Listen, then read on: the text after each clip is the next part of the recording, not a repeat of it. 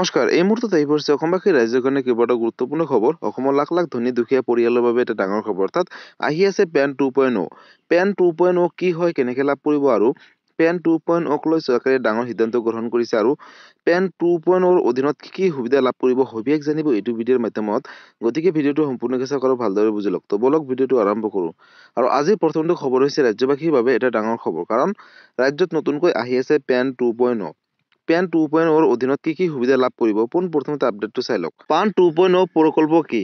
পান 2.0 প্ৰকল্পটো হৈছে এক গভৰ্নেন্স প্ৰচেষ্টা, যাৰ উদ্দেশ্য হৈছে কৰদাতা পঞ্জীয়ন সেৱা পুনৰ নিৰ্মাণ কৰা। ডাটাৰ তাৎক্ষণিকভাৱে প্ৰৱেশাধিকাৰ আৰু প্ৰমাণীকৰণৰ বাবে পান কাৰ্ডৰ QR কোড স্থাপন কৰিবলৈ এক কাৰ্যকৰী আৰু প্ৰযুক্তিগতভাৱে চলিত প্লেটফৰ্মত ব্যৱহাৰ কৰি পেন আৰু টেন প্ৰণালী পুনৰ নিৰ্মাণ কৰা হ'ব বুলি ইতিমধ্যে চৰকাৰে ঘোষণা কৰিছে। পান 2.0 প্ৰকল্পটোৰ সুবিধাসমূহ হৈছে উদ্যোগটোৱে এক সংহত প্ৰণালীৰ অধীনত পেন আৰু টেন সেৱাসমূহ একত্ৰিত কৰিব আৰু এই আপডেটটোৱে বাণিজ্যিক খণ্ডৰ দীৰ্ঘদিনীয়া চাহিদা হৈ আহিছে।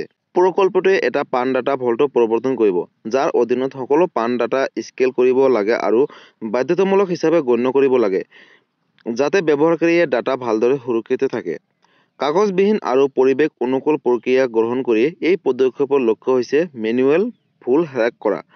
সংশোধিত পান কাৰ্ডত এটা QR কোড সুবিধা থাকিব যি স্কেন আৰু অনলাইন কাৰ্যক্ষমতা সক্ষম কৰিব।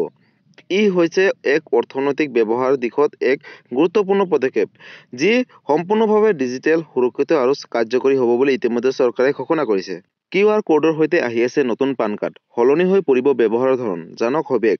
প্ৰধানমন্ত্ৰী নৰেন্দ্ৰ মোদীৰ অধ্যক্ষতাত অনুষ্ঠিত অৰ্থনৈতিক পৰিক্ৰমা বিষয়ক কেবিনেট কমিটিয়ে আয়কৰ বিভাগৰ পান 2.0 প্ৰকল্পত অনুমোদন জনাইছে। অৰ্থাৎ লাখ লাখ দুখীয়া, দৰিদ্ৰ আৰু মধ্যবিত্ত আৰু ধনী পৰিয়ালৰ বাবে এটা ডাঙৰ খবৰ।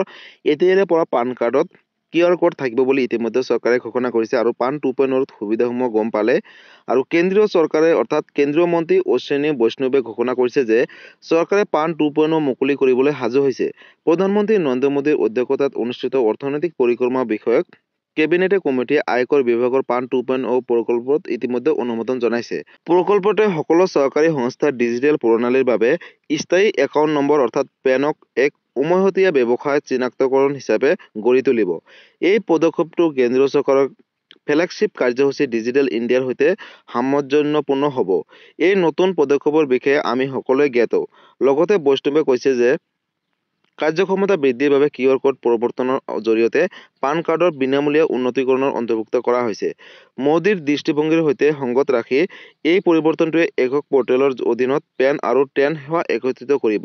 ইয়াৰ ফলত প্ৰক্ৰিয়াসমূহ কাগজবিহীন, সুৰক্ষিত আৰু দক্ষ হ'ব আৰু ভাৰতক ডিজিটেলভাৱে শক্তিশালী কৰি তোলাত সহায় কৰিব বুলি ইতিমধ্যে চৰকাৰে ঘোষণা কৰিছে। অৰ্থাৎ পেন কাৰ্ডৰ এতিয়াৰে পৰা আপোনালোকে QR কোড দেখিবলৈ পাব আৰু পূৰ্বৰ দৰে নহয়, বহুতোখিনি সলনি কৰিব আৰু যাৰ জৰিয়তে বহুতখিনি সুবিধা হ'ব বুলি ইতিমধ্যে চৰকাৰে ঘোষণা কৰিছে।